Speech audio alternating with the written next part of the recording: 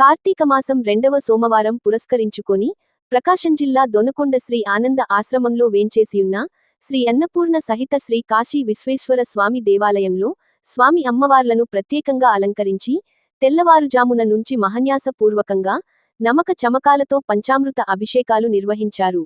అధిక సంఖ్యలో భక్తులు కార్తీక దీపాలు వెలిగించి దేవాలయం చుట్టూ ప్రదక్షిణలు చేసి అభిషేక కార్యక్రమంలో పాల్గొన్నారు. మహిళా భక్తులతో పాటు వివిధ మాలధారణ స్వీకరించిన స్వాములు పాల్గొని ప్రత్యేక పూజలు నిర్వహించారు. వచ్చిన భక్తులకు మణిబాబు శర్మ తీర్థప్రసాదాలు అందజేశారు.